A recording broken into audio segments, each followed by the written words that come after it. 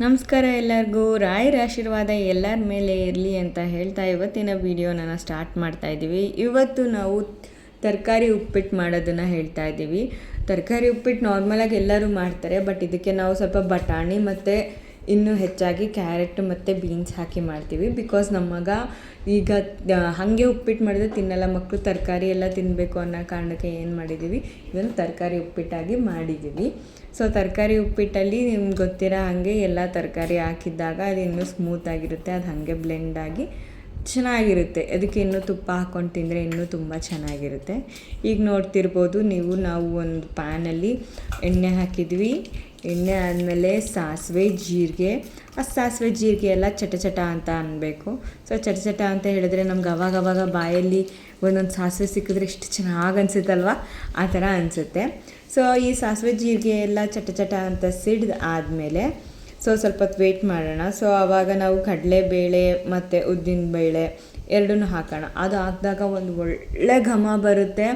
ಆ ಘಮ ಅಂತೂ ನೀವು ಉದ್ದಿನವಡೆ ಮಾಡ್ಕೊಂಡು ತಿಂತೀರಲ್ಲ, ಆ ಥರ ಘಮ ಇರುತ್ತೆ. ಕಡಲೆಬೇಳೆ ಮತ್ತು ಉದ್ದಿನಬೇಳೆ ಹಾಕಿದಾಗ ಆ ಎಣ್ಣೆಯಲ್ಲಿ ಒಂದು ಸ್ವಲ್ಪ ಫ್ರೈ ಆಗ್ತಿರುವಾಗ ಆ ಥರ ಘಮ ಬರುತ್ತೆ. ಸೊ ಆ ಘಮ ಅಂತಿರುವಾಗಲೇ ಕರಿಬೇವು, ಹಸಿಮೆಣಸಿನ್ಕಾಯಿ ಚಟ ಅಂತಿರುವಾಗ ಈರುಳ್ಳಿ ಇದೆಲ್ಲ ಒಂದ್ಸಲಿ ಬಾಡಿಸ್ತಾ ಇದ್ದರೆ ಎಣ್ಣೆಯಲ್ಲಿ. ನಾನು ಇನ್ನೂ ಹಾಲಲ್ಲಿ ಇರ್ತೀನಿ, ನಮ್ಮ ಅತ್ತೆಯವರು ಈ ಥರ ಒಗ್ಗರಣೆ ಹಾಕ್ತಿರುವಾಗ ಉಪ್ಪಿಟ್ಟೆ ಮಾಡಿದ್ದಾರೆ ಅನ್ನೋಷ್ಟು ಘಮ ಬರುತ್ತೆ.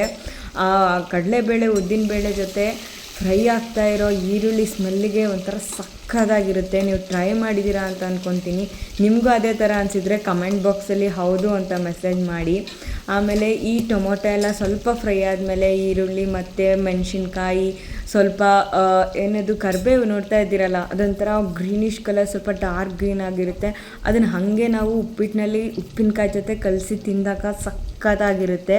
ಸೊ ಹಿಂಗೆ ಸ್ವಲ್ಪ ಫ್ರೈ ಆಗ್ತಾ ಇರುವಾಗ ನೀವು ನೋಡ್ಬೋದು ಎಣ್ಣೆ ಎಲ್ಲ ಸ್ವಲ್ಪ ಅಲ್ಲಿ ಬಿಟ್ಕೋತಾ ಇದೆ. ನಿಮ್ಗೆ ಇಲ್ಲಿ ನೋಡೋಕ್ಕೆ ಎಣ್ಣೆ ಸ್ವಲ್ಪ ಜಾಸ್ತಿ ಅಂತ ಅನ್ನಿಸ್ತಿರ್ಬೋದು, ಬಟ್ ಏನು ಅಂದರೆ ಅದು ಕಾಣೋದಿಲ್ಲ ನಮಗೆ. ಆ ಚಿಕ್ಕ ಪ್ಯಾನಲ್ಲಿ ಏನಾಗುತ್ತೆ ಆ ಎಣ್ಣೆ ಫಿಲ್ ಆದಂಗೆ ಅನಿಸಿರುತ್ತೆ.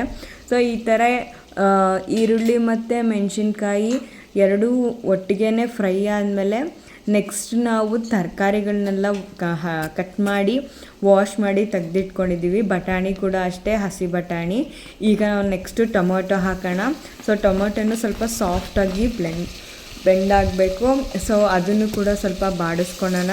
ಟೊಮೊಟೊ ನಾವು 2 ಟೊಮ್ಯಾಟೊ ತೊಗೊಂಡಿದ್ದೀವಿ. ಇದರಲ್ಲಿ ನಾನು ಇದನ್ನು ತುಂಬ ಸಣ್ಣದಾಗಿ ಹೆಚ್ಚಿದ್ದೀವಿ. ನಾವು ಈರುಳ್ಳಿನ ಆಲ್ಮೋಸ್ಟ್ ಇದರಲ್ಲಿ ಉದ್ದುದ್ದಕ್ಕೆ ಹೆಚ್ಚಿದ್ದೀವಿ, ಸಣ್ಣದಾಗಿ ಹೆಚ್ಚಿಲ್ಲ. ಕೆಲವರು ಸಣ್ಣದಾಗಿ ಹೆಚ್ಚುತ್ತೀರಾ, ನಾವು ಸ್ವಲ್ಪ ಉದ್ದಕ್ಕೆ ಹೆಚ್ಚುತ್ತೀವಿ, ಅದು ತಿನ್ನುವಾಗ ಸ್ವಲ್ಪ ಚೆನ್ನಾಗಿ ಸಿಗುತ್ತೆ ಅನ್ನೋ ಕಾರಣಕ್ಕೋಸ್ಕರ. ಇದಾದಮೇಲೆ ನಾವು ನೆಕ್ಸ್ಟ್ ತರಕಾರಿಗಳನ್ನೆಲ್ಲ ಈಗಿನ ಹೇಳಿದ್ನೆಲ್ಲ ಬಟಾಣಿ, ಕ್ಯಾರೆಟ್, ಬೀನ್ಸ್ ಇದನ್ನೆಲ್ಲ ವಾಶ್ ಮಾಡಿ ತೆಗೆದಿಟ್ಕೊಂಡಿದ್ದೀವಿ. ಸೊ ನಾವು ತರಕಾರಿ ಹಾಕೋಕ್ಕಿಂತ ಮುಂಚೆ ಇದಕ್ಕೆ ಸ್ವಲ್ಪ ಉಪ್ಪನ್ನ ಬೆರೆಸ್ಬಿಟ್ಟು ಮತ್ತೆ ಒಂದು ಸ್ವಲ್ಪ ಫ್ರೈ ಮಾಡ್ಕೊತೀವಿ. ಸೊ ಇದು ಸ್ವಲ್ಪ ಫ್ರೈ ಮಾಡಿಕೊಂಡಾಗ ಏನಾಗುತ್ತೆ ಅಂದರೆ ಸಾಫ್ಟ್ ಆಗುತ್ತೆ. ಆ ಟೊಮ್ಯಾಟೊ ಮತ್ತು ಈರುಳ್ಳಿ ಅದೆಲ್ಲ ಇನ್ನೂ ಸ್ವಲ್ಪ ಬೇಗ ಫ್ರೈ ಆಗುತ್ತೆ. ಸೊ ಟೊಮೊಟೊ ಈರುಳ್ಳಿ ಎಲ್ಲ ಸ್ವಲ್ಪ ಸಾಫ್ಟ್ ಆಯಿತು ಅಂತ ಹೇಳಿದಾಗ ನೆಕ್ಸ್ಟ್ ನಾವು ಇದಕ್ಕೆ ತರಕಾರಿಗಳನ್ನ ಆ್ಯಡ್ ಮಾಡ್ಕೊತೀವಿ. ಸೊ ತರಕಾರಿಗಳು ಏನೇನು ಅಂತ ಹೇಳಿದ್ನಲ್ಲ, ಬೀನ್ಸ್, ಕ್ಯಾರೆಟ್ ಮತ್ತು ಬಟಾಣಿ ಆ್ಯಕ್ಚುಲಿ ನನ್ನ ಮಗ ತಿನ್ನೋದೆಲ್ಲ ಎತ್ತಿಟ್ಟಿರ್ತಾನೆ, ಅದಕ್ಕೋಸ್ಕರ ಇದಕ್ಕೆ ಹಾಕಿರ್ತೀವಿ.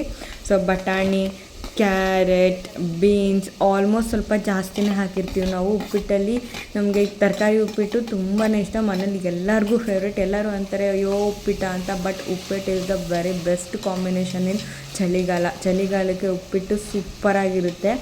ಇದಕ್ಕೆ ಸ್ವಲ್ಪ ಉಪ್ಪಿನಕಾಯಿ, ನಮ್ಮ ಅತ್ತೆಯವರು ಉಪ್ಪಿನಕಾಯಿ ಸಕ್ಕತ್ತಾಗಿ ಮಾಡ್ತಾರೆ. ನಿಮಗೆ ಉಪ್ಪಿನಕಾಯ್ದು ರೆಸಿಪೀಸ್ ಬೇಕು ಅಂದರೆ ನನಗೆ ಕಮೆಂಟ್ ಬಾಕ್ಸಲ್ಲಿ ಮೆಸೇಜ್ ಮಾಡಿ ಉಪ್ಪಿನಕಾಯಿ ಅಂತ. ಸೊ ನಾನು ಅದನ್ನು ಕೂಡ ನೆಕ್ಸ್ಟು ನಿಮಗೆ ತೋರಿಸ್ತಾ ಹೋಗ್ತೀನಿ. ಈ ಕಡೆ ಎಲ್ಲ ಸ್ವಲ್ಪ ಅದು ಫ್ರೈ ಆಗ್ತಾ ಇರುವಾಗ ನಾವು ಸೈಡಲ್ಲಿ ರವೆನ ಹುರ್ಕೊಳ್ಳೋಣ. ಒಂದು ಬಾಣಲಿನಲ್ಲಿ ಸ್ವಲ್ಪ ನಾವು ಇದರಲ್ಲಿ 2 ಕಪ್ಪಷ್ಟು ರವೆ ತೊಗೊಂಡಿದ್ದೀವಿ. ನಾವು ಮನೇಲಿ ಆಲ್ಮೋಸ್ಟ್ 5 ಜನ ಇದ್ದೀವಿ. 5 ಜನಕ್ಕಾಗೋಷ್ಟು ಲಿಟ್ರಲ್ಲಿ ತೊಗೊಂಡು ಅದನ್ನು ಸ್ವಲ್ಪ ಎಣ್ಣೆ ಹಾಕಿ ಹಾಗೆ ಹುರಿತೀವಿ. ಸೊ ನಾವು ಈ ಎಣ್ಣೆ ಹಾಕಿ ಉದ್ದೇಶ ಏನು ಅಂದರೆ ಸ್ವಲ್ಪ ಘಮ ಚೆನ್ನಾಗಿ ಬರುತ್ತೆ ಮತ್ತು ನಮಗೆ ಬಿಡಿಯಾಗಿಯೂ ಬರುತ್ತೆ. ನಾವು ಉಪ್ಪಿಟ್ಟನ್ನ ಉಪ್ಪಿಟ್ಟು ಅಂತ ಹೇಳ್ತಾರೆ ಗೊತ್ತಾ, ಉಪ್ಪಿಟ್ಟು ಮಾಡಲ್ಲ ನಮ್ಮ ಮನೇಲಿ. ತುಂಬ ಸಾಫ್ಟಾಗೇ ಇರಬೇಕು ಉಪ್ಪಿಟ್ಟು. ಉಪ್ಪಿಟ್ಟು ಮಾಡಿದ್ರೆ ಇಲ್ಲಿ ಯಾರೂ ತಿನ್ನಲ್ಲ. ಸೊ ನೆಕ್ಸ್ಟ್ ಈ ಕಡೆ ನೀವು ನೋಡ್ತಾ ಇರ್ಬೋದು, ಇದು ಕೂಡ ಅಲೆ ಬೇಯ್ತಾ ಬರ್ತಾ ಇದೆ. ಇದು ಬೇಯ್ತಾ ಬರ್ತಾ ಇರೋದ್ರಿಂದ ಏನು ಮಾಡ್ತಾ ಇದ್ದೀವಿ, ಆಗಾಗ ನಾವು ಸ್ಟಿರ್ ಮಾಡ್ತೀವಿ. ಬಿಕಾಸ್ ಏನು ಅಂದರೆ ತಳ ಹಿಡಿಬಾರ್ದು ಅನ್ನೋ ಕಾರಣಕ್ಕೆ. ಸೊ ಇದು ಆದಮೇಲೆ ಈ ಕಡೆ ನಾವು ಬೇಯಿಸ್ಕೊಂಡು ಈ ಕಡೆ ಪೂರ್ತಿಯಾಗಿ ಇವಾಗ ರವೆನೆಲ್ಲ ಹುರಿದಿದ್ದೀವಿ. ಈಗ ಸ್ವಲ್ಪ ನೀರು ಆ್ಯಡ್ ಮಾಡ್ಕೊಳ್ಳೋಣ. ಇದಕ್ಕೆ ಆಲ್ಮೋಸ್ಟ್ ನಾವೇನಿಲ್ಲ ಅಂದರೂ ಅದ್ರ ಡಬಲಷ್ಟು ನೀರನ್ನ ಆ್ಯಡ್ ಮಾಡಿದ್ದೀವಿ. ನೀರನ್ನ ಆ್ಯಡ್ ಮಾಡಿದಾಗ ಸೊ ನಾವು ಏನು ಕ್ವಾಂಟಿಟಿ ಆಫ್ ರವೆ ತೊಗೊಂಡಿದ್ದೀವಲ್ಲ, ಆ ರವೆಗಿನ್ನ ಡಬಲ್ ಕ್ವಾಂಟಿಟಿ ಆಫ್ ವಾಟರ್ ಹಾಕಿದಾಗ ನಮಗೆ ಆಲ್ಮೋಸ್ಟ್ ಸ್ವಲ್ಪ ಮೆತ್ತಗೆ ಬರುತ್ತೆ ಉಪ್ಪಿಟ್ಟು. ಸೊ ನಮಗೆ ಸ್ವಲ್ಪ ಮೆತ್ತಗಿದ್ರೆ ಉಪ್ಪಿಟ್ಟು ಚೆನ್ನಾಗಿರುತ್ತೆ, ಬಿಡಿ ಉಪ್ಪಿಟ್ಟು ಇಷ್ಟ ಆಗೋಲ್ಲ. ಇನ್ನೊಂದು ಸ್ವಲ್ಪ ರುಚಿ ತಕ್ಕಷ್ಟು ಉಪ್ಪು ಹಾಕ್ತೀವಿ. ಸೊ ಅದು ರವೆನೆಲ್ಲ ಫುಲ್ ಕ್ಲಿಯರಾಗಿ ಈಗ ನೀವು ನೋಡ್ತಿರ್ಬೋದು, ಕ್ಲಿಯರಾಗಿ ಘಮ ಘಮ ಅನ್ನೋಗಿ ಹುರಿದಿದೆ. ಸೊ ಹುರಿದಾದ್ಮೇಲೆ ಇವಾಗ ನೆಕ್ಸ್ಟ್ ಅದಕ್ಕೇನು ಅಂದರೆ ಸ್ವಲ್ಪ ಕುದಿಯೋಕ್ಕೆ ಬಿಡಬೇಕು. ಸೊ ಕುದ್ದಾದಮೇಲೆ ನಾವು ಸ್ವಲ್ಪ ಸಬ್ಬಾಕ್ಸಿ ಸೊಪ್ಪು ತೊಗೊಂಡಿದ್ವಿ, ಸಬ್ಬಾಕ್ಸಿ ಸೊಪ್ಪನ್ನು ಹಾಕ್ತಾಯಿದ್ದೀವಿ ಇದಕ್ಕೆ. ಸಬ್ಬಾಕ್ಸಿ ಸೊಪ್ಪು ಹಾಕಿದಾಗ ಇನ್ನೂ ಉಪ್ಪಿಟ್ಟಿನ ಘಮ ಚೆನ್ನಾಗಿರುತ್ತೆ. ತಿನ್ನುವಾಗ ಒಂಥರ ಬಾಯೆಲ್ಲ ಒಂಥರ ಅರೋಮ ತುಂಬ ಚೆನ್ನಾಗಿ ಸ್ಪ್ರೆಡ್ ಆಗುತ್ತೆ. ಈಗ ಕುದೀತಾ ಇರುವಾಗ ನಾವು ನೆಕ್ಸ್ಟು ರವೆನ ಆ್ಯಡ್ ಮಾಡ್ಕೊತೀವಿ. ಈ ಕುದೀತಾ ಇರುವಾಗ ನೀವು ನೋಡ್ಬೋದು, ನಮ್ಮ ಮನೇಲಿ ನಮ್ಮ ಅಮ್ಮ ಅವ್ರು ಹೇಳ್ತಾಯಿದ್ರು ಸೆಂಟ್ರಲ್ಲಿ ಕುದಿ ಬಂದಾಗ ಉಪ್ಪು ಹುಳಿ ಖಾರ ಎಲ್ಲ ಕರೆಕ್ಟಾಗಿದೆ ಅಂತ. ನೋಡಿ ನಿಮ್ಮ ಮನೇಲೂ ಯಾರಾದರೂ ಈ ಥರನೇ ಹೇಳಿರ್ತಾರೇನೋ. ಈಗ ನಾವು ರವೆನ ಮಿಕ್ಸ್ ಮಾಡ್ಕೋತಾ ಇದ್ದೀವಿ. ಸೊ ಹಾಗೆ ತಿರುಗ್ತಾ ಇದ್ದರೆ ನಮಗೆ ರವೆ ಗಂಟು ಬರಲ್ಲ.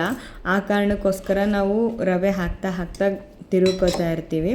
ಸೊ ಇದಾದಮೇಲೆ ಸ್ವಲ್ಪ ಹೊತ್ತು ಮುಚ್ಚಿಟ್ಬಿಟ್ರೆ, ಅದು ದಮ್ ಕಟ್ಟಿಬಿಟ್ರೆ ಆಲ್ಮೋಸ್ಟ್ ನಮಗೆ ರೆಡಿಯಾಗಿರುತ್ತೆ. ಇದಕ್ಕೆ ಸ್ವಲ್ಪ ಕಾಯಿ ತುರಿ ಮತ್ತು ಕೊತ್ತಂಬರಿ ಸೊಪ್ಪು ಎರಡನ್ನೂ ಹಾಕಿ ಮಿಕ್ಸ್ ಮಾಡಿದರೆ the next level uppittu ready.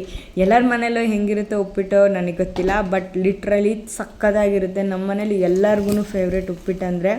ನಮಗೆ ಯಾವಾಗಲೂ ಉಪ್ಪಿಟ್ಟು ನಮ್ಮ ಮನೇಲಿ ಮೋಸ್ಟ್ ಪ್ರಾಬಬಲಿ ಸಂಡೇಸ್ ಮಾಡ್ತೀವಿ, ಥರ್ಸ್ಡೇಸ್ ಮಾಡ್ತೀವಿ. ನನಗೆ ಯಾವಾಗ ಥರ್ಸ್ಡೇ ಸಂಡೇ ಬರುತ್ತೋ, ಯಾವಾಗ ಉಪ್ಪಿಟ್ಟು ತಿಂತೀನೋ ಅಂತ ಇರುತ್ತೆ. ಅಷ್ಟು ಚೆನ್ನಾಗಿರುತ್ತೆ ಈ ಉಪ್ಪಿಟ್ಟು. ನಾನು ಈ ಉಪ್ಪಿಟ್ಟನ್ನು ಫಸ್ಟ್ ಆಫ್ ಆಲ್ ತಿಂತಾನೇ ಇರಲಿಲ್ಲ. ನಮ್ಮ ಅತ್ತೆಯವ್ರು ಮಾಡಾದ್ಮೇಲೆ, ನಾನು ಮದುವೆ ಆದಮೇಲೆ ನನಗೆ ತುಂಬ ಇಷ್ಟ ಆಗಿ ನಾನು ಉಪ್ಪಿಟ್ಟು ತಿಂತಾ ಇರೋದು. ನಾನು ಶ್ಯೂರಾಗಿ ಹೇಳ್ತೀನಿ ನಿಮಗೂ ಈ ಉಪ್ಪಿಟ್ಟು ತುಂಬ ಇಷ್ಟ ಆಗುತ್ತೆ ಅಂತ. ನೀವು ಬೇಕಿದ್ದರೆ ಒಂದ್ಸಲ ಟ್ರೈ ಮಾಡಿ, ಹೇಗಿದೆ ಅಂತ ನನಗೆ ಕಮೆಂಟ್ ಮುಖಾಂತರ ನನಗೆ ಮೆಸೇಜ್ ಮಾಡಿ. Thank you so much. ಎಲ್ಲರಿಗೂ ದೇವರು ಒಳ್ಳೇದು ಮಾಡಲಿ ಅಂತ ಕೇಳ್ತಾ, ನಮಗೆ ಇದೇ ಥರ ಸಪೋರ್ಟ್ ಮಾಡಿ, ಲೈಕ್ ಮಾಡಿ, ಶೇರ್ ಮಾಡಿ, ಸಬ್ಸ್ಕ್ರೈಬ್ ಮಾಡ್ಕೊಳ್ಳಿ. ನಾವು ಇದೇ ಥರ ನೆಕ್ಸ್ಟ್ ವೀಡಿಯೋಸ್ ತರ್ತಿರ್ತೀವಿ.